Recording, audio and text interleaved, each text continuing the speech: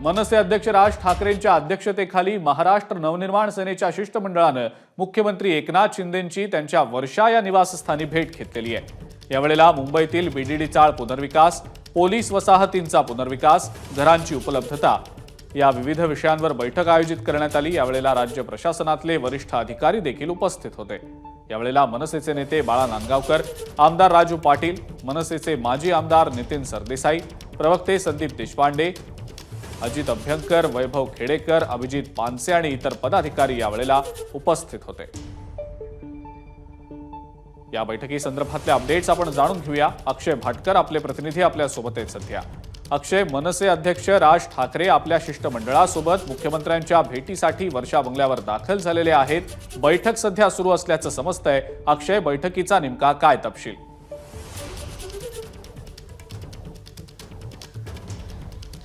बैठक आता सुरू झालेली आहे। अगदी 10 मिनिटं झालेली आहेत आणि या बैठकीला मनसेचं फक्त राज ठाकरे आलेले नाही आहेत, मनसे अध्यक्ष, तर त्यांच्याबरोबर त्यांचं पूर्ण शिष्टमंडळ आलेलं आहे।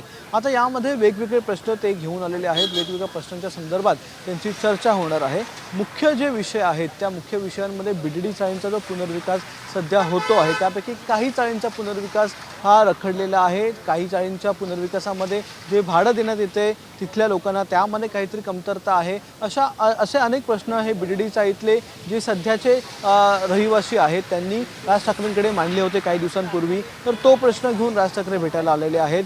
मुंबईतले ज्या जुन्या चाळी आहेत त्या जुन्या चाळींचा जो पुनर्विकास वेगवेगळ्या ठिकाणी रखडलेला आहे। काही ठिकाणी पुनर्विकासाच्या नावाखाली केवळ जागा घेण्यात आलेली आहे, मात्र पुनर्विकास होत नाही। असे प्रश्न देखील आज राज ठाकरे घेऊन आलेले आहेत, कारण की असे अनेक विषय राज ठाकरेंपर्यंत मुंबईकर हे गेल्या काही दिवसांमध्ये घेऊन गेलेले होते आणि त्या संदर्भात थेट सरकारला विचारणा करण्यासाठी आणि ते प्रश्नांची जाणीव सरकारला करून देण्यासाठी आज राज ठाकरे हे मुख्यमंत्र्यांना भेटणार आहेत किंवा भेटलेले आहेत। सध्या ही बैठक सुरू आहे।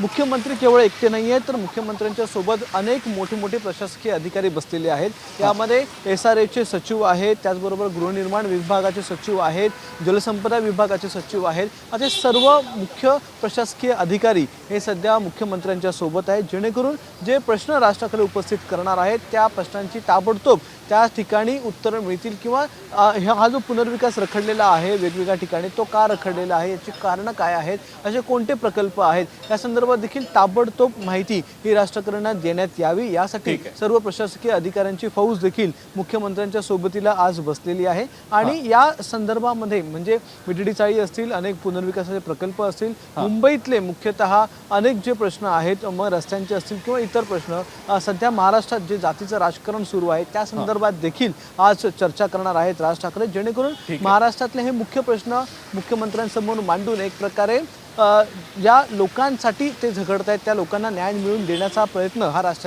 ठाकरेंकडून आज करण्यात येतोय। आणि त्याच्या संदर्भात धन्यवाद सविस्तर माहिती दिली त्याबद्दल आणि या बैठकीनंतरच्या अपडेट्स देखील सातत्याने तुमच्याकडनं जाणून घेणारच आहोत। एबीपी माझा, उघडा डोळे बघा नीट।